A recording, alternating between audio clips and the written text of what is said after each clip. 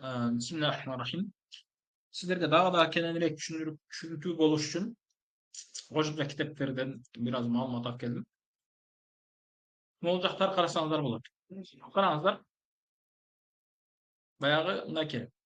Мынау такаллам үчүн, мутакаллим деген ким дедик? Биринчи жак дедик. Буга эмне?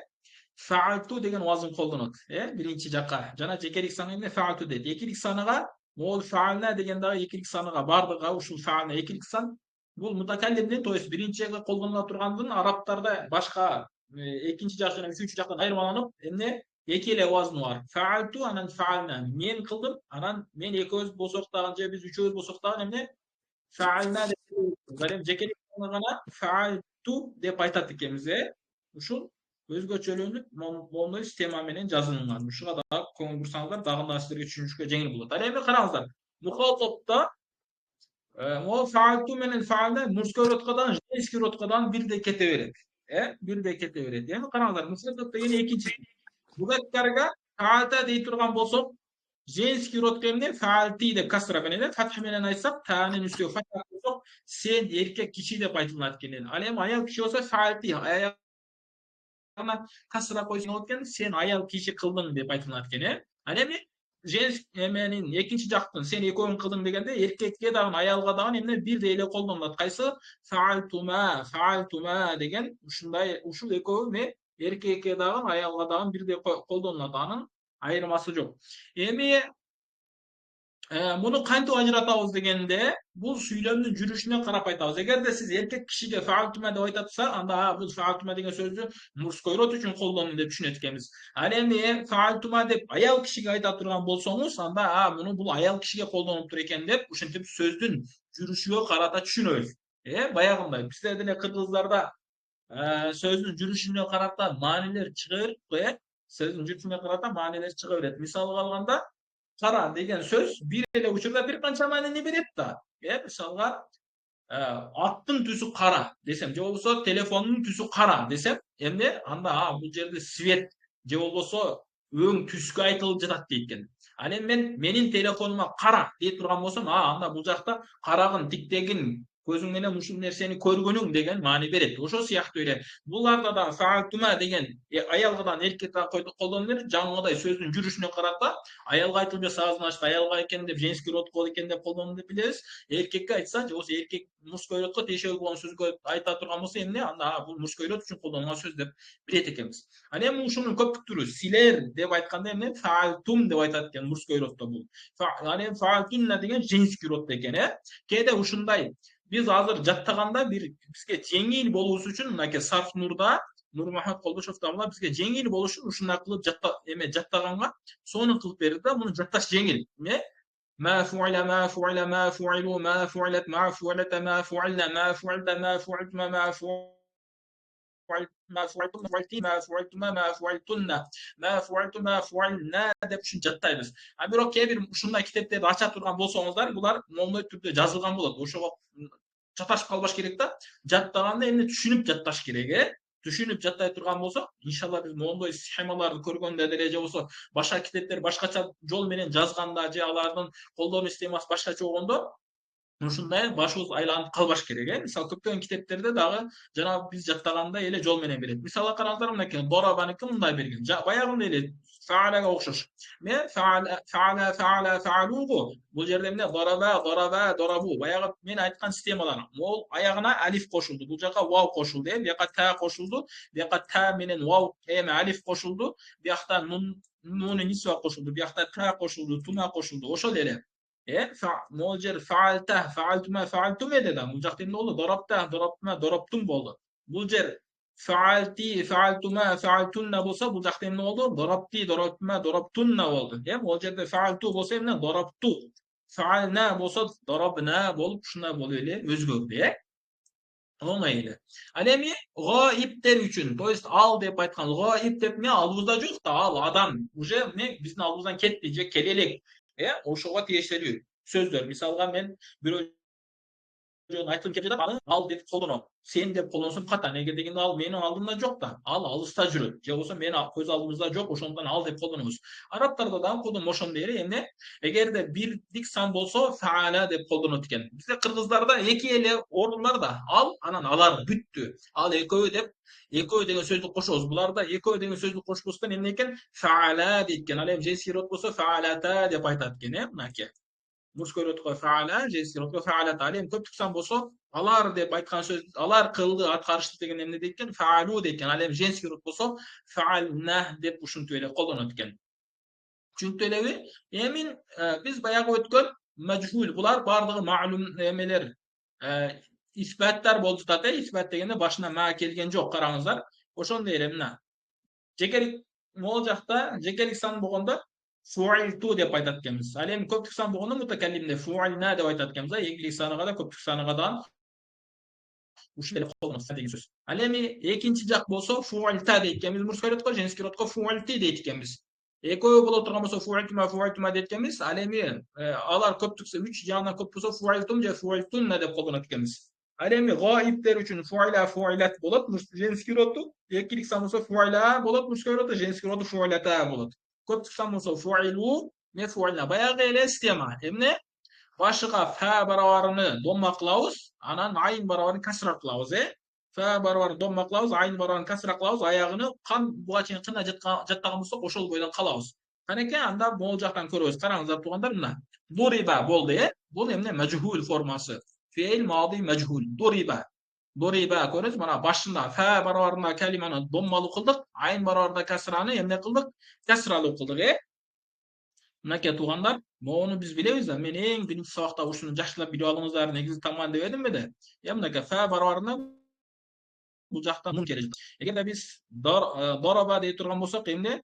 Дороба дегенибизде могул жерге до келет эди. Фа барабарындачы, айын барабарына ро келет эди, Лам барабарына ба тамасы келет эди дагы. Дороба болот эди, Дороба. Фа барабарында дот тамасы, айын барабарында ро тамасы, ба барабарында ла тамасы, Лам барабарына ба тамасы келет эди. Ошондуктан башы фа барабары доммалуу болот, айын барабары касралуу болот. Калганы кудум ошол бойдон калат. Дориба, дорибу, дорибат, дорибата, дорибна, дорибта, дорибтума, дорибту, дорибтум, дорибти, дорибтума, дорибтунна, дорибту, дорибна болушуна болот. Башка сөздөрдө кудум ошондой. Насара, насару, нусира, нусиру, нусират, нусирата, нусирна. Жана башка ушундай аягына чейин. Фатаха, фатаху, фатахат, фатахата, фатахна. Футиха, футиху, футихата, футихата, футихна болуп аягына чейин ушинтип бардык фейлдин 3 тамгалуу болгондорун бардык ушул эле сыйга. 3 тамгалуу эмне экенин иншалла кийинки сабактарда айтабыз. Эгер могул жактан орусча түшүнө турган болсоңуздар, дагы да өзүңүздөргө жакшыраак түшүнүктүүрөөк болушун окуп алсаңыздар дагы болот, Эми биз өзүбүздүн китебибизде кайтабыз туугандар. Эми биз нафийдин жасоонун жолуну өттүк. 4-үнчү сабакка келгенбиз. 4-үнчү сабакта фейл мудори. Фейл мудори деген сөз негизи фейл мудори учурчак, анан келер чак, Хал жана мустакбал үчүн колдонуучу этиштер. Учурчак деген азыр кылып жатат. Келер чак деген бир аздан кийин кылат, же болбосо кийин кылат деген маанени берүүчү нерсе. Эми ушул фейл мудорини кантип жасайбыз? Ошол боюнча сөз. Фейл мудоринин дагы 14 сыйгасы бар. Жанагындай эле могул жакта биз фейлдердин, фейл мадийдин маалуму жана majhulun 14 сыйгасы бар деп өттүк да. Караңыздар, билебиз, мынакей могу үчөө мужской родко, булар женский родко, мужской род экинчи жак, бул женский роддун экинчи жагы, бул экөө биринчи жакка деп ушинтип 14 сыйга бар деп айтканбыз. Эми фейл мудори деле кудум ошондой. То есть кудум ошондой эле. Ал бир киши, алар эки киши болгону могул жер аткарды эмес, аткарып жатат же аткарышат деген маанени берет. Ушул гана нерсе өзгөрөт, Могу аткарышат дегендер гана өзгөрөт. Калгандары бир киши, эки киши, бир аял, үч аял дегендер баардыгы ошол бойдон эле калат. Mudari madi feilinin kurulak. Mudari, feil mudari, mınaki mol feil, emne eken madiden jasalat eken. Biz jogorkuda ötkön faaladan emne yef'ulunu jasayt ekenmiz tugandar. Faaladan yef'ulunu jasayt ekenmiz. Eger de adaşmasam, mogul jakta kiteptin başında biz mınaki. Mınaki. Faala, uşul faaladan biz monowul yef'ulunu biz hazır faala yef'alu da görüyoruz. Faala. Faaladan mono yef'alunu jasaybiz. İnşallah. Biz hazır uşunu öğreniyor. Kalanları da oңой. Buğa kelgende anda öğretem inşallah. Me faaladan yef'alunu jasaybiz. Bunun jasoosu oңой. Uşul faalani jasasak yef'alu kalanı kutun ile bayağı ile kolunun sistemi ile kete öğret. Ne? Faalanın başına mudari'nin belirlerinden bir belgini alıp keleriz. Yef'alu bunday bolu de. Başına faalanin ile başına emne mudari'nin belgilerinin bir af keleriz. Mudari'nin belgileri törtü. Alif, ta, ya, nun. Bunun toplanışı atayna. Cevası ne'ti dep aytsak bolot. Atayna degen sözde tört tamga. Biz bayağı hareketlerge ança karayбыз. Bu jakta alif, ta, ya, nun. Uşul tört tamga menen baştalган etişler emne bolat? Mudari bolat bular. Daima debeybiz go mudari bolat. Makul bu? Mudari bolat. Uşul tört tamga biliyorsun başlangıç etişler hem daima değerlik daima emne bolat? Mudari bolat. Oşonda birinci kıymıl hareket kanday eken? Birinci biz mo faalanın başıga emneni alып keletkenmiz? Muну 4 tamgan birösүnө alып keletkenmiz. Ушул 4 тамга жаттаңыздар. Же болбосо атайна деген сөздү эсиңизден чыгарбаңыздар. Ушул атайнада келген тамгалар эмне экен? Феил мудоринин эмнеси экен? Белгилери. Же болбосо феил мудоринин тамгалары болот, Ошол башына яны коштук. Ошондо мындай яфалу мындай болуп калды. Фа тамгасын сүкүн кылабыз, Мынакей могу фаны сүкүн кылабыз. Ошондо яфала болот. Кийин акыркы тамгасы роф кылабыз. Роф кылабыз. Эмне бул жакта роф домма кылабыз мындайча айтканда. Ошондо яфалу болуп калат. Ошентип ол яфалу деп ушул эле курулат. Болду, ушул эле яфалуну курганыбыздан кийин баягы эле биздин колдонулган системалар колдонулат болгону кээ бир жерде гана айырмаланат. Андан эмесе мунун 14 сыйгасын карай турган болсок, ол фааладан яфалуну кантип алганын үйрөндүк да туугандар, Барыбыз эле түшүнүктүүбү же түшүнүксүз болуп калдыбы? Фааладан яфалуну кантип алганыбыз түшүнүктүү элеби? Ооба, түшүнүктүү. Түшүнүктүү болсо. Эми ошол яфалуну алдык да. Эми яфалунун аяктарын өзгөртүрүп кетебиз. Кайсы? Бул баягы мужской роддо. 3-жакты мужской родунда аяктарын өзгөртүп кетебиз. Биз бая могул экиликке келгенде могулго аягына ламдан кийин алифти коштук, Значит, алиф көбүнчөсү дайыма эмне экиликтин маанисини берет экен. Кайсыл нерсе, кайсыл сөз, кайсыл этиштин аягына алиф кошула турган болсо, ал сөз эмне экен? Экиликтин маанисини берет экен. Ошол эле эреже. Могул жерге кайрадан яфалу эди да, яфалуга алифти коштук, Анан бул фейл мудоринин өзгөчөлүгү аягына нунду кошобуз. Экилик санга жана көптүк сандарга муну нун кошулуш керек фейл мудорийде. Неге? Себеби афалул хамса деген нерсе бар, анын роф белгилери нуннун болуусу менен деген бир эреже бар. Иншалла муну кийин дагы убага келгенде айтабыз иншалла. Кыскасы ошол нун менен алифти кошот экенбиз экилик санга эмне? Ошондо алиф менен нунну кошконбозда яфалу эди да. Яфалани болот экен сөзсүз түрдө, Эми ол жерде домма неге фатхага алмашып кетти дегенде, себеби арабтар ошентип колдонот, алифтин алдынан эмне домманы алып келбейт алар эч качан. Алар дайыма алифтин алдына фатханы алып келет, Ошол себептен яфалани болуп кетти. Эми көптүк санда биз билебиз, бая биринчиде өттүк. Эми алар көп кишилер кылды дегенде могул жерге вауду коштук дейт. Значит, билиңиздер, кайсы феилдин аягында вау келе турган болсо, ал көптүк форманы берет экен мужской родунда, Мужской родунда алар деген 3-жакта. Ошондо муну вауду коштук. Анан эмне кандай феил мудорин аягына нун кошулат. Эгерде тасния анан жан боло турган болсо, ошондо яфалуна болуп калды. Ошондо яфалуна бул эмне экен? Жан музаккар гаиб экен. Алар көп кишилер аткарышты деген маани берет. Эми женский родго келгенде биз бая могул жакта фаалат деп таани аяк жагына коштук эле.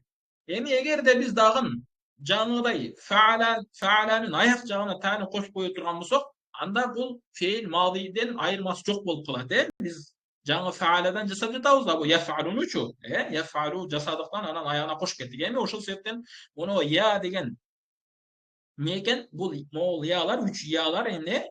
üçüncü jaka kolдонулса, üçüncü jaka al деген мужской родто колдонулса, женский родко эми тааны кошот экенбиz башына. Яанын ордуна та кошот экенбиз. Ошондо тафалу болуп калат. Тафалу десе ал бир аял аткарат. Келечекте аткарат.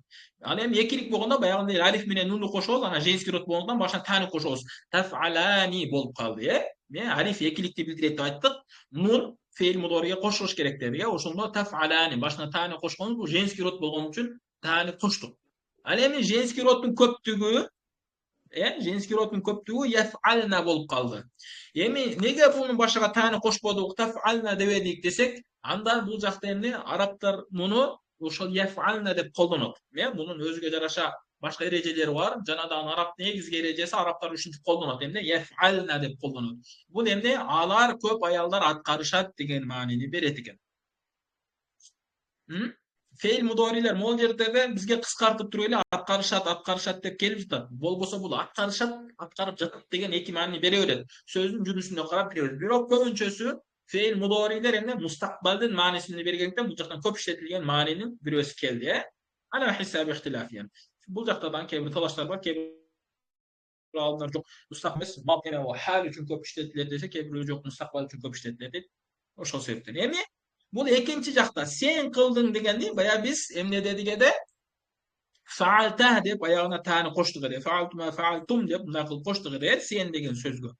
Bu jakta emi karаңыздар emne taf'alu dep başına tani koşut ekenbiz. Oşonda mono taf'alu menen mono taf'alu emneke. Mono taf'alu menen mono taf'alu okşuş bolup kaldı. Al ayal atkarat degenge dagın al erkek sen erkek atkarasın degenge dagı taf'alu bolup kaldı.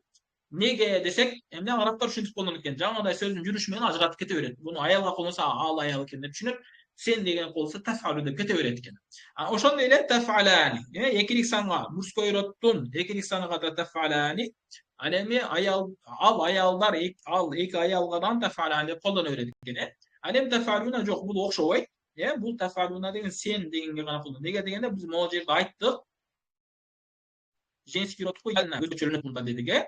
Ушул нерсе көңүлүңүздөн ушул yef'alna бул mabni, дайыма ушундай болот. Meken tef'alu dese sen bir kişi atkarasın, tef'alen dese seler iki kişiler atkarasınlar, tef'aluna dese siler kişiler atkarasınlar degan söz. Yani jenski rodga kelgenimizde tef'alina, tef'alani, tef'alna boldu. Tef'alina degen bul ошол Arapların özünün sıyğası. Jenski rod bolgonduktan başına tani koştu. Alem ayağına ya jana nundu koştu. Sen ayal dep. Biz eğer de moğol yerde baykagan bolsаңыздар, moğol yerde biz kasra vermedik bu ayal kişigeçi. Moğol yerde faalti dep ayttık. Buyakta emi ayal kişi bolgonduktan tef'alu dep aytат эдик да. Ошол anın orduga emne eken moğol yerге kasra berip tef'alina dep aytат ekenbiz. Tef'alina dep aytат ekenbiz. Sen bir ayal atkardın degene. Bul dagın bayagı değerlik көп учурда мабит болуп келет, муну дагы жакшылап караңыздар.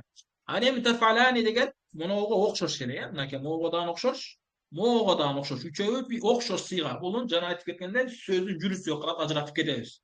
Tef'alna деген караңыздар, мону yef'alnага окшош болуп, бирок ажырап. Yef'alna деп бул эме үчүнчү жактагы аял киши аткарат десе, tef'alna sen силер деген экинчи жактагы аялдарга айтат экен.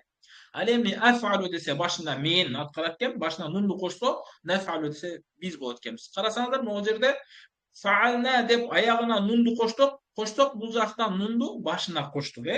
Uşul olmay ele inşallah uşunu jattayсыздар. Эми сабакта суу аркылуу айтып бересиздер. Жана муну жаттагандан кийин ушуга окшош кылып насара катаба анан дарабаны ушуга окшоштуруп жазып келесиздер. Nasaronu sizler жазбайсыздар азыр. Жазасыздар. Мага жазасыздар иншалла. Жазып үйрөнүңүздөр, жазсам. Ушуну иншалла бүгүнкү өтө турган сабагыбыз соңуна чыкты. Сиздерден эми буюрса тапшырманы сурайбыз. Даярсыздарбы иншалла? Суроолор барбы? Өткөн сабак боюнча ким эмне түшүнбөй калды? Суроолор барбы? Суроолор жок болсо анда мен